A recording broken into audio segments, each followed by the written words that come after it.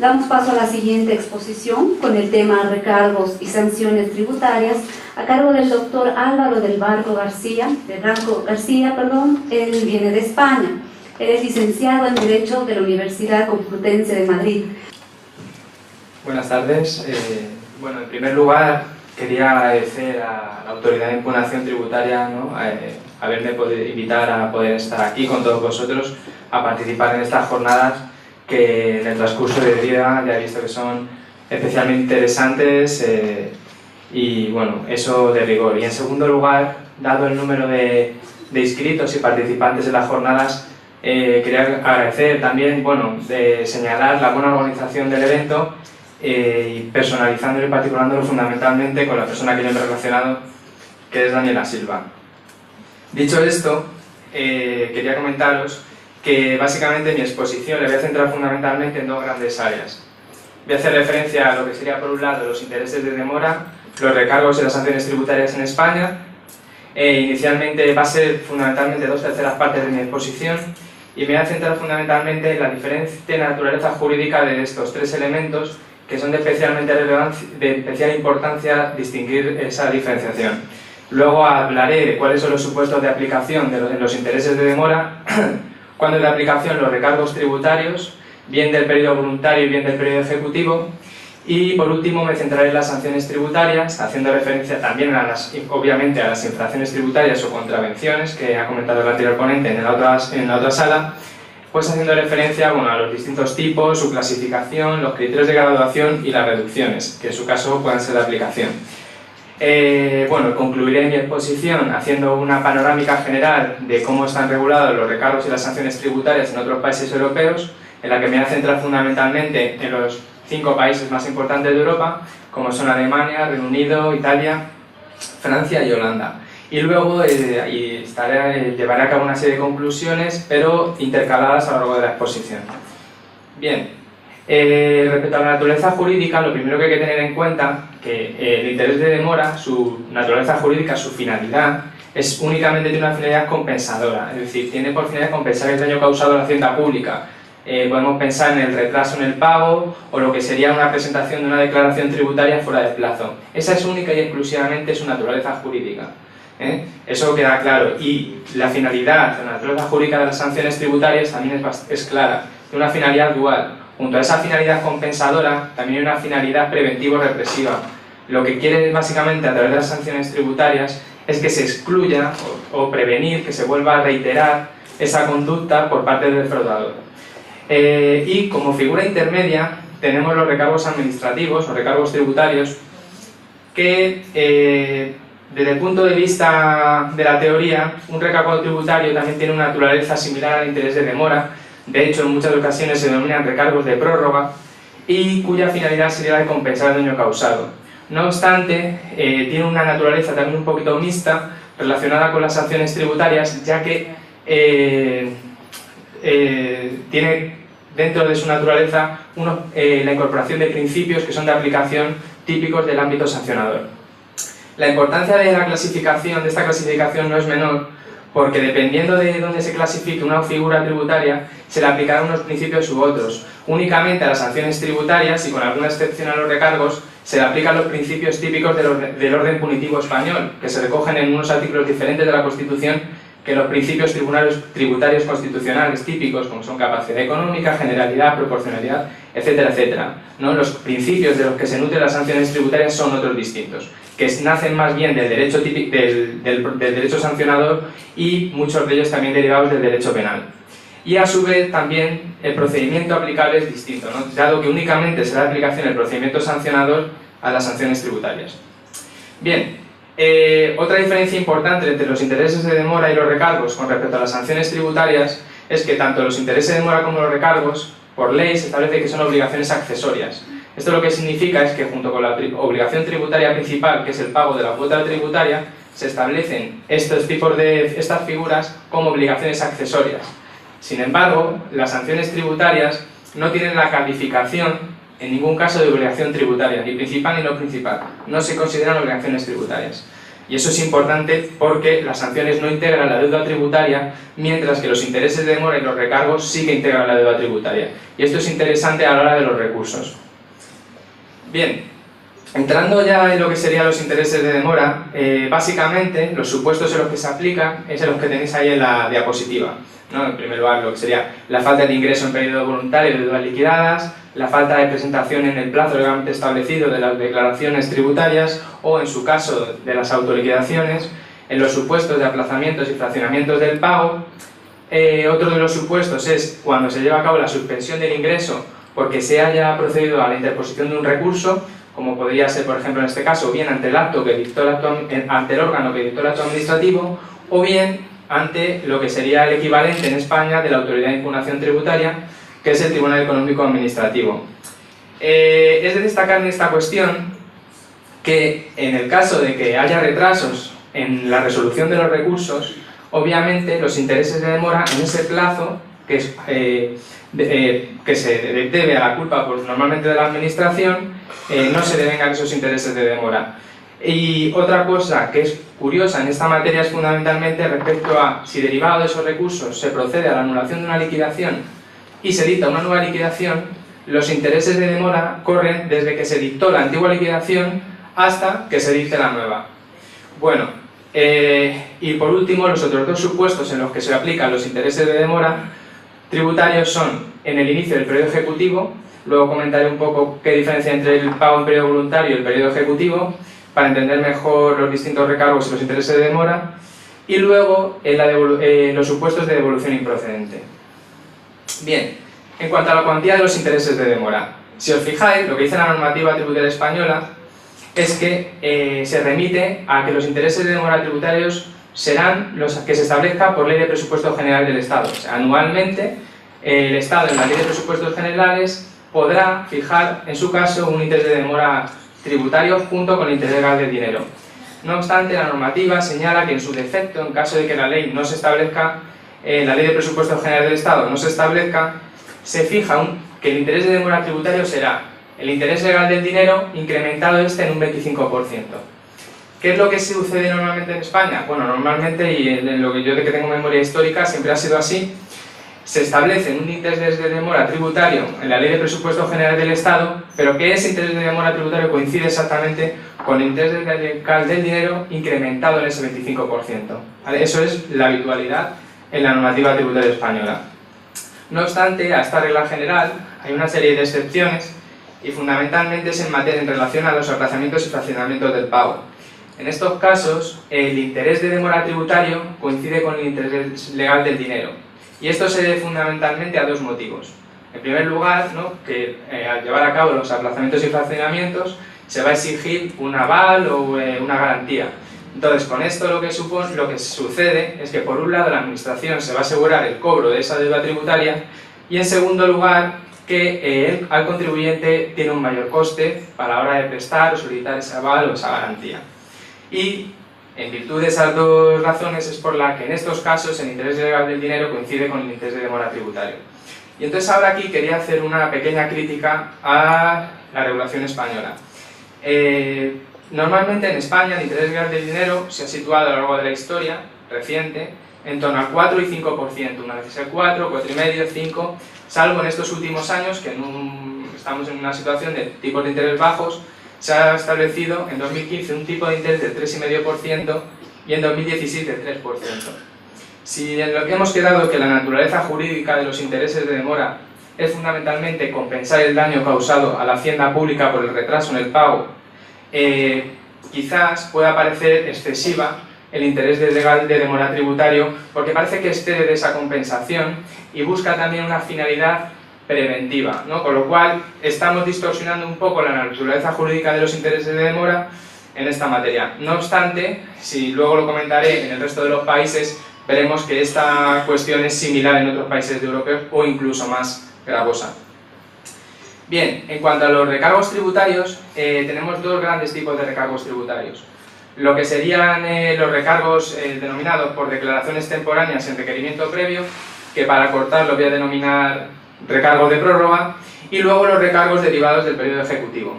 Bien, en lo que se refiere a a los recargos de prórroga básicamente tiene lugar cuando se presenta fuera del plazo legalmente establecido una declaración tributaria o cuando se presenta una autorización, pero esta se presenta de manera espontánea por el contribuyente y previamente a que la administración tributaria le requiera ello, ¿vale?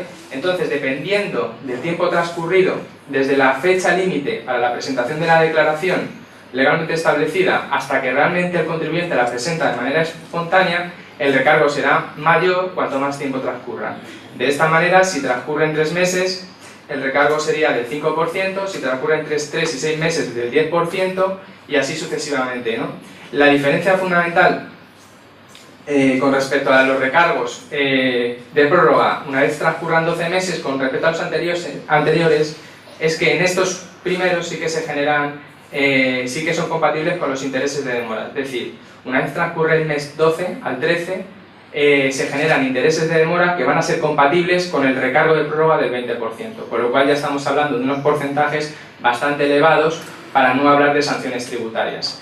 En España había un recargo también en su día que era del 50% y ese recargo fue declarado inconstitucional por el Tribunal Constitucional, obviamente, por considerarlo como una sanción encubierta. Por eso la importancia de tener en cuenta la naturaleza jurídica. No obstante, aunque quizás estos porcentajes serían discutibles si entran dentro de esa finalidad dual de las sanciones tributarias, el Tribunal Constitucional las ha bendecido y por tanto no tiene la consideración de sanciones tributarias. Bien, en ambos casos, por pronto pago se permite una reducción del 25% de dichos recargos. Y por pronto pago se entiende la notificación que cuando se lleva a cabo la notificación de la liquidación del recargo, se lleva a cabo el pago de dicho recargo y del resto de la cuota tributaria. Bien, respecto a lo que se refiere a los recargos derivados del periodo ejecutivo, tenía otra presentación, pero creo que esta no es la última, pero bueno. Quería hablaros de lo que sería el periodo de pago voluntario y el periodo ejecutivo. Es decir, los recargos derivados del periodo ejecutivo se inician cuando se inicia el periodo ejecutivo. ¿Y cuándo se inicia en España el periodo ejecutivo? Tiene lugar cuando se produce el impago de deudas que ya estén liquidadas. El impago en periodo voluntario de deudas que ya estén liquidadas o autoliquidadas, ¿vale? Entonces, cuando llegamos a este punto, tenemos 3 tipos de recargos. El recargo ejecutivo, el recargo de apremio reducido y el recargo de apremio ordinario. Dentro del periodo ejecutivo tenemos un procedimiento que se inserta dentro del periodo ejecutivo que se llama el procedimiento de apremio. Y ese procedimiento de apremio lo que significa tiene lugar cuando se lleva a cabo la notificación de la denominada providencia de apremio. Y la providencia de apremio no es más que el acto en virtud del cual la administración se legitima para ir contra los bienes del deudor. Bien, teniendo en cuenta ese aspecto temporal del periodo ejecutivo, nos encontramos con los siguientes recargos. En primer lugar, el recargo ejecutivo tiene lugar una vez se inicia el periodo ejecutivo y hasta que se lleva a cabo la notificación de la providencia de apremio. En este caso, la cuantía del recargo del periodo ejecutivo es del 5% y es incompatible con los intereses de demora.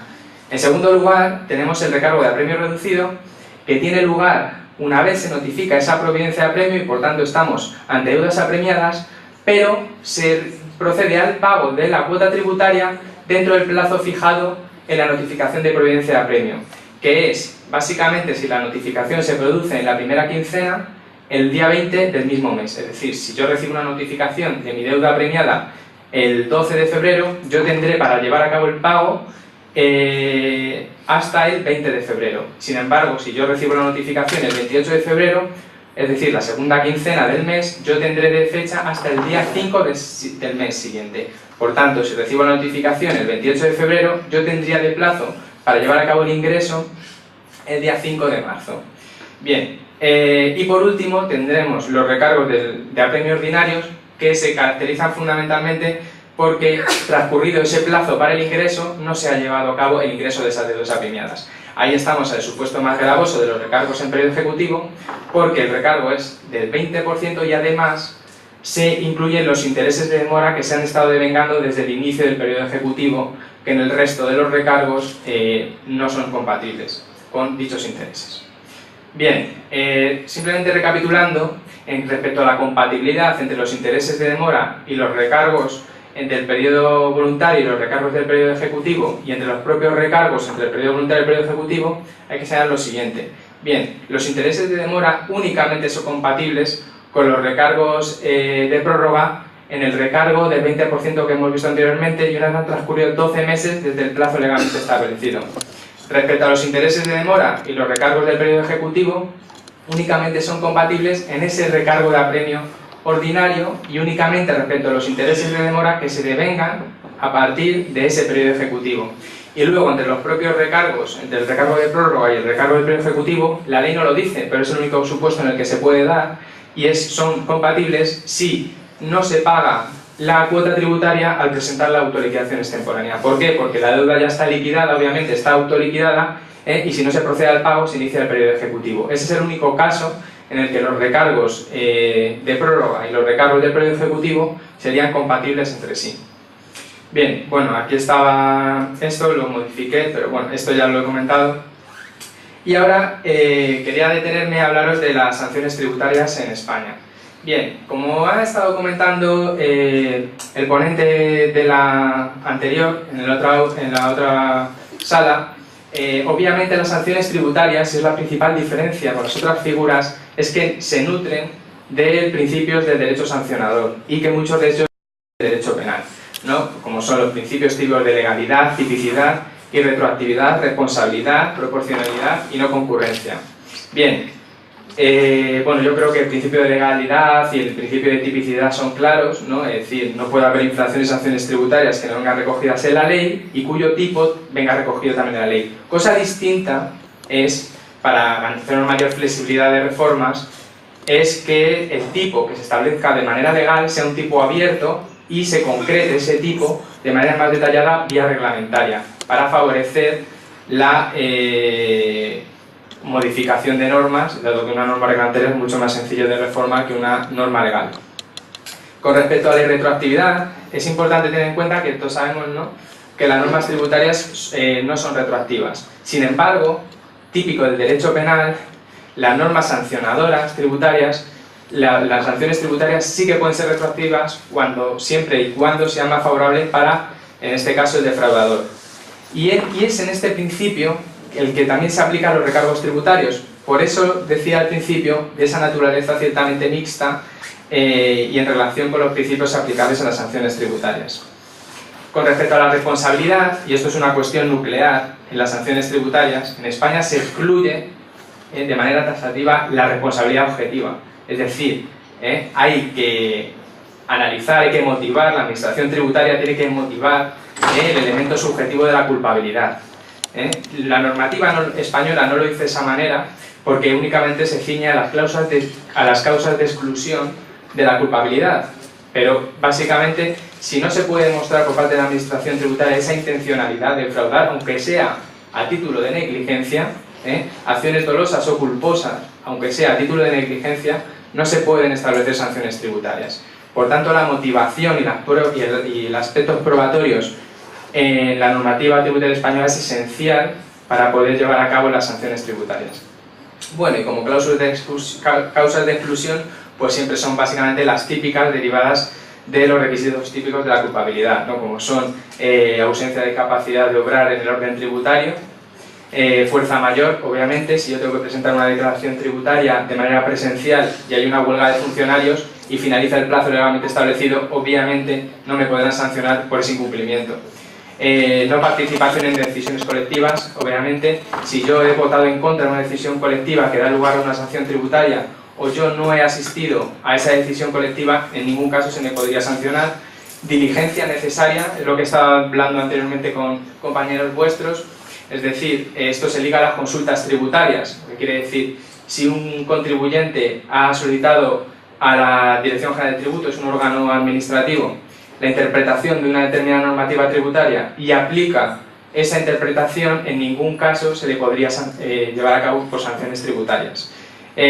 Aquí también hay que tener en cuenta que según la jurisprudencia española, en los casos en los que la interpretación de una norma tributaria sea razonable, aunque no sea la establecida por la administración tributaria, esto equivaldría a evitar la sanción tributaria. Aunque también hay que tener claro que si la norma tributaria no da lugar a interpretación por ser clara, esto sí que no eximiría de la sanción tributaria. ¿Vale? Eso es una cuestión muy de detalle y que al final hay que ir caso por caso y que la jurisprudencia va delimitando, bueno, pues atendiendo a casos específicos y concretos. Y luego, por último, obviamente, en la deficiencia de programas de ayuda, ¿no? Por ejemplo, nosotros en España, a la hora de la declaración del impuesto de la renta de las personas físicas, tenemos un programa que se llama el programa PADRE. Pues si en ese caso el programa informático falla y a la hora de extraer los datos los remite de manera errónea, etcétera, etcétera, pues obviamente el contribuyente no puede ser sancionado por esas declaraciones inexactas. Luego el principio de proporcionalidad, que la ha comentado también el anterior ponente, es de especial importancia y vital en el derecho sancionador. Básicamente el principio de proporcionalidad lo que te quiere decir es que haya una coherencia interna entre el supuesto de hecho, la infracción tributaria y la sanción tributaria y la consecuencia jurídica, ¿no? Y que haya una armonía entre todos ellos. ¿Cómo se lleva a cabo ese principio de proporcionalidad en España? Fundamentalmente a través de los principios de la intencionalidad, la reiteración y el perjuicio económico del daño causado, que luego me detendré más a detalle más adelante. Y luego, por supuesto, el principio básico y fundamental de no concurrencia o non bis in idem, es decir, nadie podrá ser sancionado dos veces por la misma acción, y es la que te impide que si tú eres sancionado por una infracción administrativa o por un delito contra la hacienda pública, no puedas ser sancionado por ambas, ¿no? Es decir, si yo he sufrido una pena de prisión por un delito contra la hacienda pública, además yo no puedo por esa misma actuación recibir una sanción tributaria. Además, también existen determinados tipos que son considerados por la normativa tributaria como infracciones específicas y que a su vez esa misma cuestión es calificada como un criterio de graduación de las sanciones tributarias y de las infracciones. En ese caso, tampoco en un mismo supuesto voy a poder se puede calificar una infracción tributaria y a su vez como criterio de graduación. Por ejemplo, el incumplimiento de las obligaciones de contabilidad, con la contabilidad, opera como infracción tributaria independiente, pero también como infracción tributaria de dejar de ingresar, esta obligación por incumplimiento de las obligaciones de contabilidad tiene la consideración de criterio de graduación. Bien, pues en el primer caso operaría como una infracción independiente y en el supuesto de dejar de ingresar, este incumplimiento de la contabilidad operaría como un criterio de graduación. Muy bien. En cuanto a las infracciones tributarias, que son necesario hacer referencia porque derivada de la metodología de la clasificación y la calificación de la infracción, así será la sanción tributaria, básicamente se clasifican bien por el efecto económico o por la gravedad del daño causado. En cuanto al efecto económico, tenemos una serie de infracciones con daño económico y unas infracciones sin daño económico. Creo que es especialmente importante, visto la presentación de cómo está el régimen de infracciones y sanciones en Bolivia, las contravenciones, nosotros creo que tenemos una buena regulación en materia de infracciones y sanciones tributarias en aquellas que producen un daño económico, porque tenemos una metodología, unos criterios de graduación y unos elementos sistemáticos que permiten modular las sanciones tributarias en relación al daño que se genera por el perjuicio económico. Sin embargo, tenemos todavía deberes pendientes en relación a las infracciones sin daño económico, dado que hay una carencia de sistemática, unos elementos comunes en nuestra normativa. ¿Por qué? Porque nuestra normativa se limita a establecer en las infracciones sin daño económico, bueno, pues cuando se produce, la sanción correspondiente, etcétera, etcétera, pero no hay unos elementos que sistematicen de la misma manera que sí, con las infracciones de daño económico, estas cuestiones. Y bueno, y por la gravedad se califican en muy graves, graves y leves. Bien, y aquí tenemos un poco cómo es la calificación de las infracciones con daño económico, que es en las que me voy a centrar porque me parecen que son las interesantes en este foro. Bien, básicamente se dan únicamente en tres supuestos, y que son los supuestos de dejar de ingresar en plazo, dejar de declarar correctamente u obtener devoluciones tributarias indebidamente.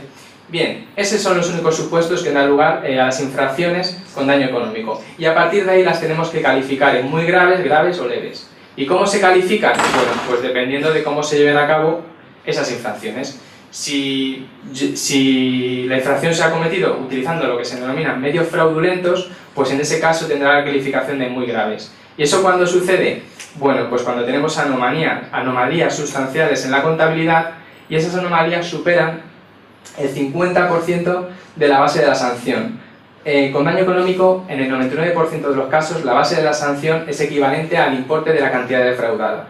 Por tanto, cuando el importe de la cantidad defraudada con respecto a la cuota sea superior al 50% de la cuota tributaria, estaríamos ante una infracción que se califica como muy grave. En el mismo supuesto, en el caso de facturas falsas, cuando las facturas falsas supongan más del 10% de la base de la sanción, y luego en el caso de personas interpuestas. En cuanto a las infracciones graves, básicamente se dan en dos supuestos. Bien, cuando se califican, cuando se utilizan lo que se denomina por parte de la doctrina, ya que la normativa no lo señala así, como medios cuasi fraudulentos, y es en los supuestos en los que haya anomalías sustanciales en la contabilidad, pero que supongan menos del 50% de la base de la sanción. Y con respecto a las facturas falsas, cuando supongan o igual o menos del 10% de la base de la sanción. Y el otro supuesto es cuando haya ocultación de datos a la administración tributaria y además la base de la sanción sea superior a 3.000 euros, 3.500, 4.000 dólares. Bien, en el resto de los casos, las infracciones siempre se van a calificar como de leves. Bien, y esto es lo que os quería comentar. Aquí estas son algunas de las principales infracciones sin daño económico. No me voy a detener en ellas porque no hay una sistemática ni elementos comunes que determinen por qué unas se califican como muy graves, otras graves y otras como leves, sino que ha sido el legislador, por un criterio que no hay un elemento común determinante, señala que considera determinadas infracciones sin daño económico pues muy graves, graves y leves. Que no me parecen de especial interés, dado que no hay una sistemática, y es aquí donde quizás deberíamos poner un énfasis de mayor sistematización en nuestra normativa española.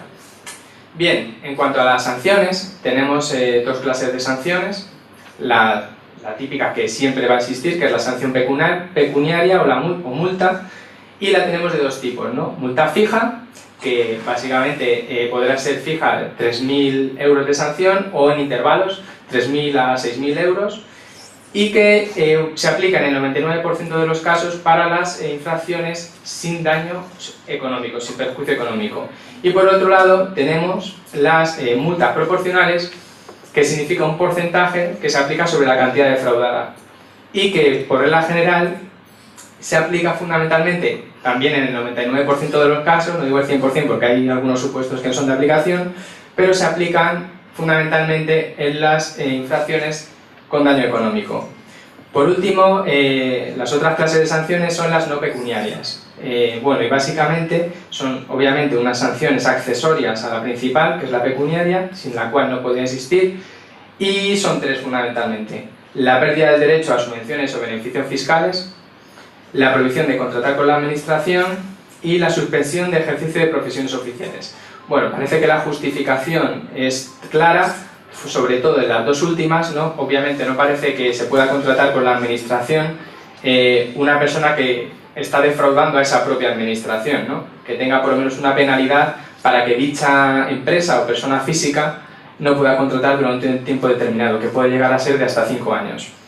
Y luego, con respecto a la suspensión del ejercicio de profesiones oficiales, obviamente una persona con especiales conocimientos, que utiliza sus conocimientos para llevar a cabo la defraudación tributaria, el aspecto de defraudación tributaria, bueno, pues se le incentiva a que no lo haga con la posible suspensión durante un periodo determinado, que puede llegar a ser de hasta 1 año, de su ejercicio profesional. Bien, ¿y cómo se cuantifican las sanciones tributarias? Pues muy bien. Una vez tenemos calificada la sanción como muy grave, grave o leve, atendiendo a los anteriores requisitos, las multas se gradúan en función también de los criterios de graduación, ¿no? Si es muy grave, yo sé que mi base de sanción va a ser el 100% y puede llegar a ser hasta del 150%, dependiendo de los criterios de graduación a que dar referencia. Si es grave, la multa será de entre el 50 y el 100%, y si es leve, siempre va a ser el 50%. En las infracciones leves, en las sanciones leves, perdón, en ningún caso se aplican criterios de graduación. Bien, y los criterios de graduación son básicamente dos, que son la comisión reiterada y el perjuicio económico. Respecto a la comisión reiterada, lo que dice la normativa, esto es un poco peculiar, es que únicamente se considera comisión reiterada cuando se cometen infracciones de la misma naturaleza. Obviamente, cuando ya hay resolución firme en vía administrativa, no han transcurrido 4 años, que es el periodo de prescripción establecido en España, y se gradúa también dependiendo si las otras infracciones cometidas en ese periodo de 4 años son muy graves, graves o leves. Bien, lo importante y lo interesante es en relación con determinar qué es esto de infracciones de la misma naturaleza. Bien, respecto a las infracciones con daño económico, todas, esas 3 que hemos anteriormente, dejar de ingresar, declarar de manera incorrecta o obtener devoluciones de manera improcedente, todas ellas tienen la misma naturaleza. Y eso está bien desde el punto de vista de la sistemática. Sin embargo, el resto de infracciones, todas aquellas que son sin perjuicio económico, se consideran de la misma naturaleza cuando vienen recogidas en un artículo, o sea, en el mismo artículo. Si yo, dentro de un artículo de la ley establecido en la normativa, puedo calificar varios tipos de infracciones a lo largo de 4 años, ahí es donde yo estaré viendo comisiones reiteradas. Personalmente creo que esta segunda cuestión no está bien perfilada en la normativa española y creo que sí que es adecuado con respecto a las infracciones con daño económico. Bien, simplemente un ejemplo, tendríamos, por ejemplo, supongamos que tenemos una sanción muy grave, empezamos la multa por el 100% de la cantidad defraudada, pero en los 3 años anteriores yo he cometido 2 infracciones de la misma naturaleza, una grave y 2 muy graves. Bueno, pues en este caso tendría que sumar 25 puntos porcentuales 2 veces, o sea, lo que serían 50 puntos porcentuales, más 15 puntos porcentuales, con lo cual estaríamos en 65 puntos porcentuales. Yo sumo a 100, 65, es que está bien táctil, sumo 100, 65 puntos porcentuales y como el límite de las muy graves es 150, le aplicaría una sanción del 150% de la cantidad defraudada. Bien, y el otro criterio de graduación es el perjuicio económico. El perjuicio económico, como criterio de graduación, se establece en virtud del porcentaje que supone de la cantidad defraudada sobre la cuota tributaria que realmente se tendría que haber llevado a cabo, el ingreso o en la declaración correcta. Bien, en el caso de que esa diferencia porcentual sea la que sea, los incrementos de puntos porcentuales serán de esa manera, pero siempre con el límite máximo en las muy graves de 150, en las graves de 100 y en las leves no se aplican los criterios de graduación. Muy bien, a su vez, como me parece que es lógico, existe en la normativa tributaria española unas reducciones de las sanciones y básicamente se dan fundamentalmente en 2 situaciones. Fundamentalmente cuando el contribuyente firma con la administración tributaria lo que se denominan las actas con acuerdo y las actas de disconformidad. Con respecto a las actas con acuerdo, básicamente las actas con acuerdo son una serie de acuerdos que se llevan a cabo entre el contribuyente y la administración tributaria para delimitar, negociar, entre comillas, determinados conceptos jurídicos indeterminados o, por el contrario, aspectos relativos a la valoración, que son fundamentalmente las cuestiones que mayor litigiosidad originan, y lo que se pretende con estas actas con acuerdo es fundamentalmente evitar o reducir esa litigiosidad. En estos supuestos, cuando se firman las actas con acuerdo, se tiene derecho a una reducción de la sanción del 50%. No obstante, si se aplica la reducción de la sanción, se impide al contribuyente poder recurrir de esa sanción tributaria. Y esto tiene una lógica que es básicamente evitar o reducir esa litigiosidad. Con respecto a las actas de conformidad, las actas son básicamente consiste en una conformidad entre el contribuyente y la administración tributaria en relación con los hechos, actos y negocios que vayan a generar la regularización. Bien, entonces se está de acuerdo en que esos son los hechos, actos y negocios, pero se desconoce cuál va a ser la propuesta de regularización. Bien, en estos supuestos se tiene derecho a una reducción del 30% y además el contribuyente tiene la posibilidad de impugnar la sanción tributaria, que todavía se desconoce obviamente, incluso puede que no haya ni sanción tributaria, porque dependerá después de los hechos, actos y negocios cuál sea esa propuesta de regularización. Y a su vez, lo que sí que se permite adicionalmente es una reducción adicional del 25% si se lleva a cabo el pago de la liquidación tributaria y de la sanción. Y en este caso, este 25% sí que implica que el contribuyente no pueda impugnar la sanción tributaria. Muy bien.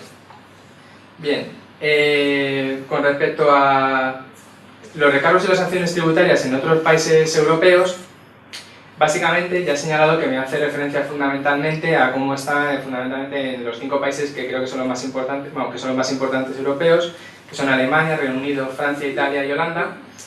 Bien, lo primero que hay que decir con respecto a los recargos y las sanciones tributarias en otros países en Europa es que existe una variedad total, o sea, cada país es un mundo, y yo creo que esto es un poco la idea con la que hay que quedarse.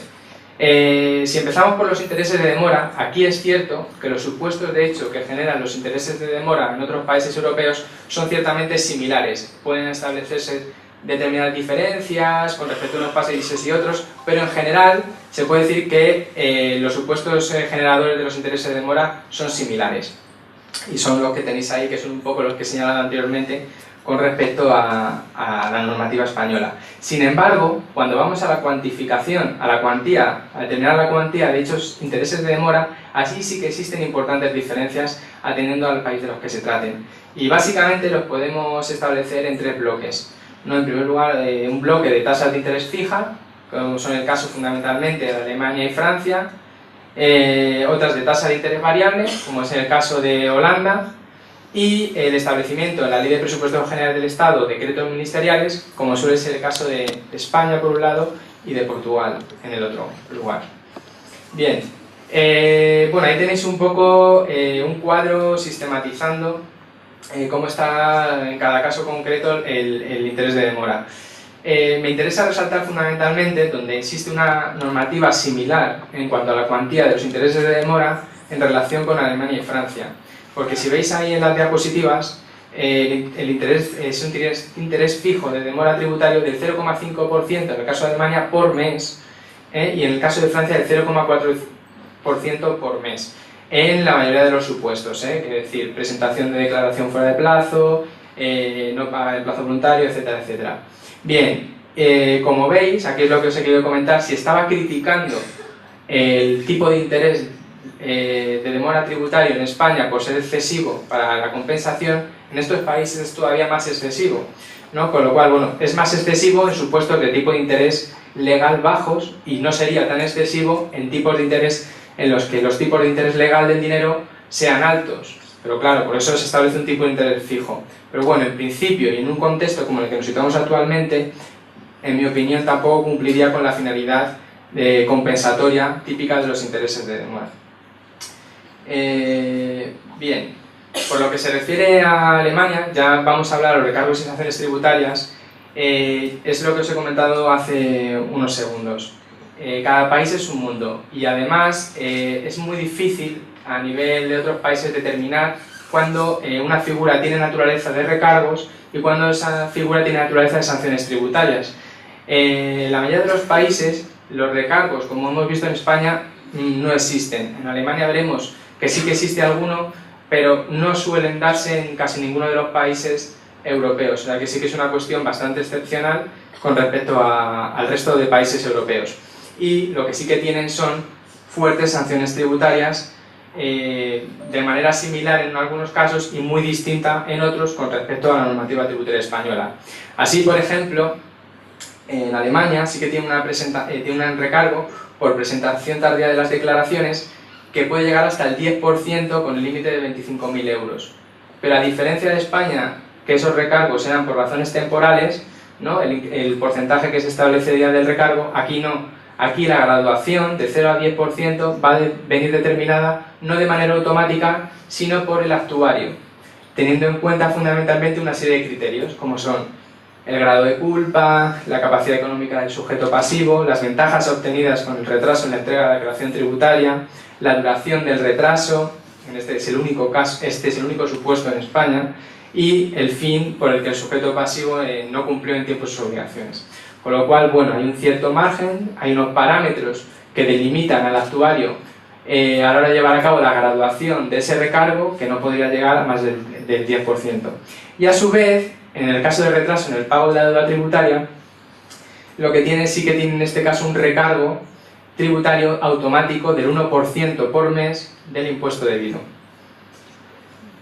Bien, por lo que se refiere a Francia, tampoco podemos decir que el sistema de recargos tributarios y sanciones tributarias sea similar al establecido en España, dado que lo que ellos llaman recargos, a partir del 40% en España tendrían que tener necesariamente la calificación de sanciones tributarias, porque si no serían declaradas inconstitucionales por el Tribunal Constitucional al señalar que sería una sanción encubierta, dado porque serían de aplicación los principios típicos del derecho sancionador y por ende también el procedimiento sancionador. ¿Cómo es en Francia su sistema? Bueno, pues en los casos de presentación de declaración extemporánea es independiente que haya habido requerimiento o no haya habido requerimiento previo por parte de la Administración Tributaria. Simplemente en el plazo de los primeros 30 días desde el plazo legalmente establecido, el recargo será del 10%. Este sí que podría tener una naturaleza de recargo tributario conforme a la normativa española, pero el resto no. Es decir, porque una vez transcurrido 30 días, ese recargo pasa de ser del 10% al 40%. Y en el caso de que además haya actividad sumergida, ese recargo pasa a ser del 80%. O sea, ya estamos hablando de unas cosas que deberían de estar bajo el paraguas de los principios del derecho sancionador y por tanto esto no podría ser compatible con la figura de los recargos que existe en España. Y además, estos recargos son totalmente compatibles con los intereses de demora que señalé anteriormente del 0,4% por mes, con lo cual ya nos ponemos unos porcentajes de multa bastante interesantes. Bueno, en Holanda, al igual que en el caso anterior, tampoco existe un sistema de recargos, como en el caso de España, sino que establecen directamente sanciones tributarias y que esas sanciones tributarias dependen fundamentalmente del impuesto y de las personas que lo incumplan. En particular, las multas van de 2.639 euros hasta 5.000 y pico en el caso de personas jurídicas y de 369 euros a 5.278 en el caso de personas físicas. Bueno, esto es criticable, lo hemos visto en el ponente de la otra sala. En el caso boliviano tiene alguna cuestión similar. Bueno, a mí personalmente no me gusta este sistema de sanciones tributarias que tiene Holanda, pero bueno, está ahí. ¿Y cómo lleva a cabo esa graduación entre estas distintas multas entre mínimos y máximos? Pues básicamente únicamente se establece el criterio de la reiteración, a diferencia de España, que también teníamos en cuenta el perjuicio económico. Muy bien, en el caso de Italia me interesa destacar, tampoco tiene un sistema de recargos, son directamente sanciones tributarias. Sus reducciones son ciertamente importantes, ¿no? Establece una sanción tributaria que va del 120 al 240% cuando se produce una ausencia en la presentación de la declaración total, una omisión completa, y la multa es del 100% al 200% en el caso de que la omisión sea parcial, haya declaraciones inexactas, etcétera, etcétera. Bien, pues en el caso de que haya un pago voluntario del impuesto, esto quiere decir de manera espontánea, una vez determinado se produce una reducción que puede llegar a ser de una décima parte, no es que se reduzca una décima parte, sino que el pago será de una décima parte de la sanción cuando se lleva a cabo el pago voluntario dentro de los 30 días después de la notificación. Y luego esa reducción es menor, pero también es muy importante, es una octava parte, si se produce dentro de la fecha legalmente establecida en la notificación. Simplemente para ir terminando, quería concluir con Reino Unido. A ver, en Reino Unido se caracteriza por tener también un sistema de sanciones tributarias automatizado, fundamentalmente a diferencia de como hemos visto, por ejemplo, en el caso de Alemania, etcétera, etcétera. ¿Cuáles son? Bueno, sí que tiene un sistema de recargos muy escaso, solamente por falta de declaración o pago del impuesto el recargo es del 5%, si han transcurrido 28 días desde el plazo legalmente establecido, y si ha pasado esos 28 días, hasta los 6 meses ese recargo será del 10%. En el resto de los casos estamos ante sanciones tributarias y que vendrán determinadas fundamentalmente por el ingreso, por la pérdida del ingreso potencial. ¿Cuáles son esas sanciones? Pues las sanciones varían del 30% al 100%, y esas sanciones del 30% al 100% se gradúan atendiendo en primer lugar a si la acción de la infracción ha sido deliberada o no, si ha sido deliberada pero sin ocultación o ha sido deliberada con ocultación. Luego, si posteriormente se llevan a cabo un pago voluntario por parte de los defraudadores, se llevan a cabo unas reducciones. Dependiendo del porcentaje de la sanción, la reducción también será mayor o menor. No así, por ejemplo, en el caso de las sanciones del 30%, la reducción será del 15% si la regularización es inmediata. En el caso de la del 70%, la reducción será del 35% si es inmediata, o del 20% si esta regularización no es inmediata, y en las del 100% la reducción llega a ser del 50% en el caso de la regularización es inmediata, y de un 30% cuando la regulación no es inmediata en estos casos. Bueno, simplemente quería daros las gracias por la atención. Quizás he sido muy acelerado en la exposición, es de defecto profesional, estoy intentando corregirlo y nada, simplemente espero que se me haya entendido y bueno, aquí estoy para cualquier duda o cuestión.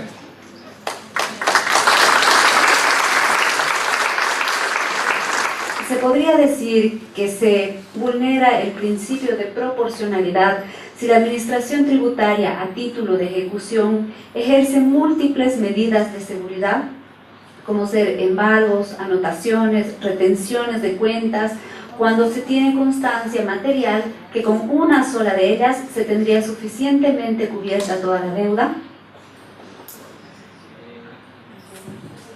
Bueno, como he dicho anteriormente, el principio de proporcionalidad, su función fundamental es que haya una cierta coherencia y armonía entre las infracciones tributarias y las sanciones tributarias.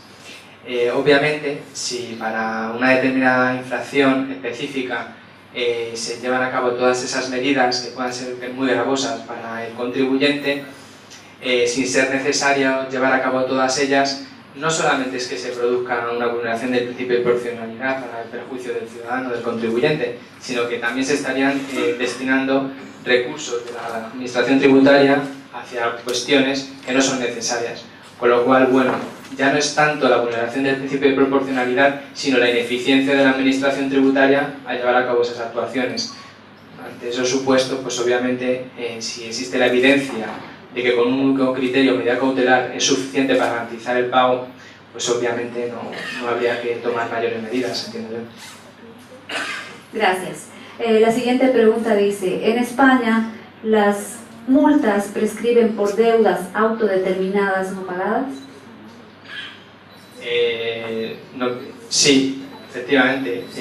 Básicamente las deudas autoliquidadas, ¿no? Autoevaluadas o no pagadas son las que inician el periodo ejecutivo, pero si por el transcurso de 4 años por la inactividad de la administración no hay ningún tipo de requerimiento en ninguna cuestión, efectivamente se lleva a cabo la prescripción. Sí. Gracias. Dice, ¿existen sanciones establecidas para asesores fiscales, vale decir abogados, auditores, que participaron y o asesoraron en la defraudación tributaria? ¿Y cuáles son esas sanciones? Sí, no existen. En la normativa española no existen ese tipo de sanciones.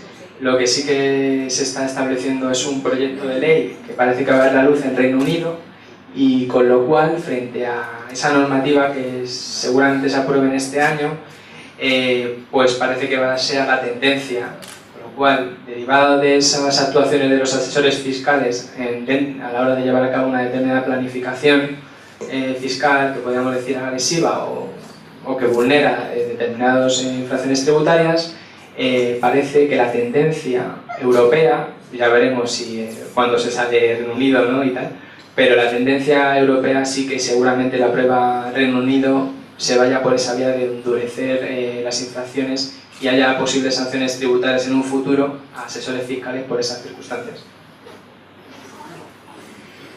Dice la siguiente pregunta. En su país, si una herramienta proporcionada por la Administración Tributaria genera errores, ¿sanciona luego al contribuyente que usa en su buena fe? Comenta, en Bolivia, por ejemplo, el hecho de que la calculadora tributaria establecida dentro de la página de la Administración Tributaria genera errores, no puede ser utilizada por el contribuyente para su defensa legal. Bueno, como decía anteriormente, en el caso de errores informáticos de programas de ayuda en España, esos errores son causas de exclusión absoluta del establecimiento de las sanciones, porque no habría una responsabilidad, no hay una intencionalidad por parte del contribuyente, en este caso, de querer incumplir. Simplemente por una herramienta informática prestada por la administración se han cometido errores. Eso es culpa directamente al contribuyente y, por tanto, está vetado la administración tributaria de poder establecer sanciones tributarias en esos casos. Gracias. En su país, los procedimientos y sanciones por contravenciones tributarias se establecen mediante una norma con rango de ley o solamente a través de una norma reglamentaria emitida por la Administración Tributaria, y cuál es su incidencia en el principio de reserva de ley. Sí, es un poco lo que comentaba anteriormente. En España, todos los tipos de infracciones tributarias y sanciones se recogen por normativa legal. No hay ninguna penalización desde el punto de vista reglamentario. Lo que sí que quería comentar es que desde el punto de vista de la doctrina del derecho sancionador y desde el punto de vista de la mayor flexibilidad normativa, lo que sí que se permite es que, en virtud del principio de tipicidad y de legalidad, que se recoja únicamente por ley el tipo, pero ese tipo puede establecerse de manera amplia y que la concreción del tipo se puede establecer vía reglamentaria.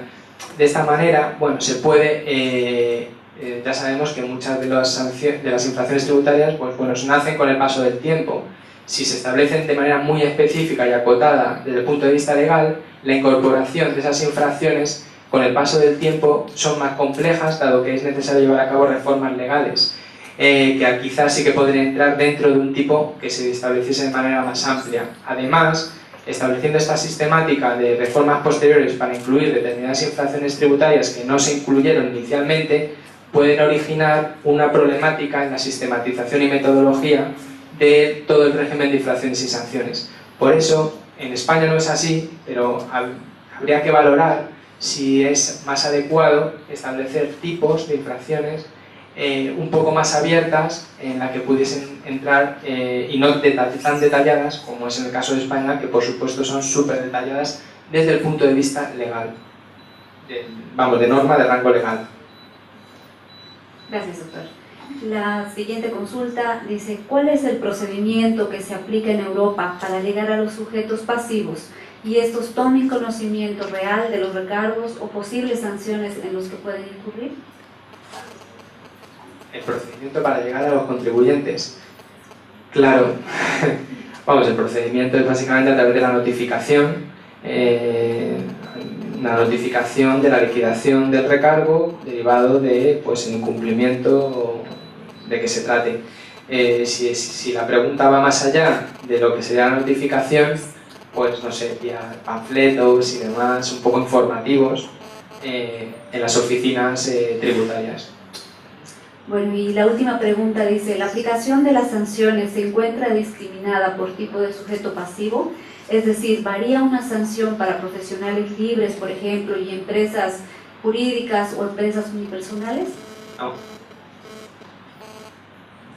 No varía. Ya he hecho fundamentalmente en aquellas sanciones e infracciones con daño económico, el criterio es el que he establecido y es independiente de quién sea el tipo de sujeto pasivo. Esto difiere con respecto al caso de Holanda, pero yo creo, sinceramente, que en las infracciones con daño económico la metodología que existe en la normativa española es adecuada, está bien fundamentada. Hubo un cambio importante con respecto al régimen de infracciones y sanciones en el año 2003, cosa que tenemos pendiente con respecto a las infracciones sin daño económico. Eso ya es otro cantar. Bueno, muchas gracias. Voy a pedirles, por favor, un aplauso para el doctor Álvaro de Lujanzo García, como agradecimiento por su gran aporte a las jornadas de Derecho.